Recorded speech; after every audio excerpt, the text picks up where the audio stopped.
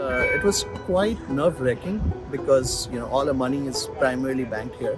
I think nobody had thought that this would happen. We have an obligation with payroll, and we have to meet payroll this afternoon, so that's why I'm here. A string of banks collapsed earlier this month. I jumped into it to find out what happened, figure out what the government is doing to stop the panic from spreading, and see whether our money is safe.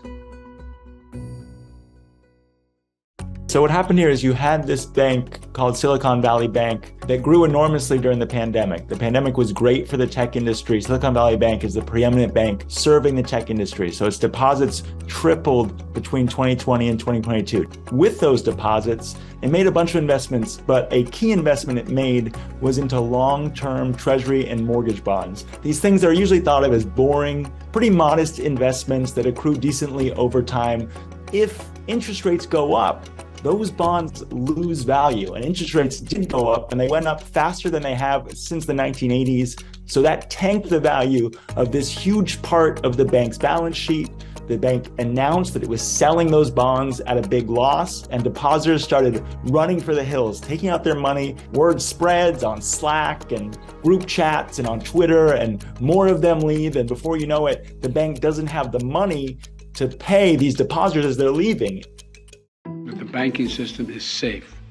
Your deposits will be there when you need them. So what that was meant to do was stop the panic. It was telling depositors that their money would be safe. They didn't need to pull it out and worry about it and deepen this financial crisis because the government was going to step in and protect them. So you saw First Republic Bank, which companies and other large banks came in and made a huge amount of deposits to save that bank. And the government played a role in conversation with these banks to have them come in and help rescue a fellow bank. So they're really trying to prevent this from escalating to anything that resembles the financial crisis we had back then.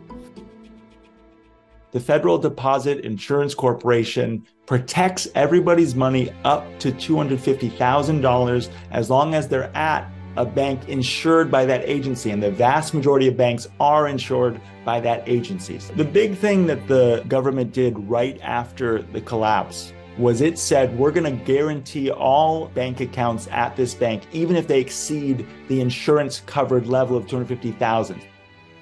The Federal Reserve is an extremely powerful and important institution for our economy, and they're in the middle of a separate fight against inflation. They need to keep raising rates to bring that inflation down, but it was raising rates that led to this financial crisis, and there are fears that if they continue raising rates, it'll intensify that crisis even more. Really, before the recent events, we were clearly on track to continue with ongoing rate hikes. Our banking system is sound and resilient.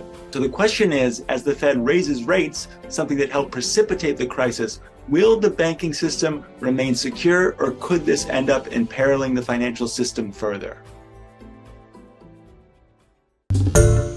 Hi everyone, George Stephanopoulos here. Thanks for checking out the ABC News YouTube channel. If you'd like to get more videos, show highlights, and watch live event coverage, click on the right over here to subscribe to our channel, and don't forget to download the ABC News app for breaking news alerts. Thanks for watching.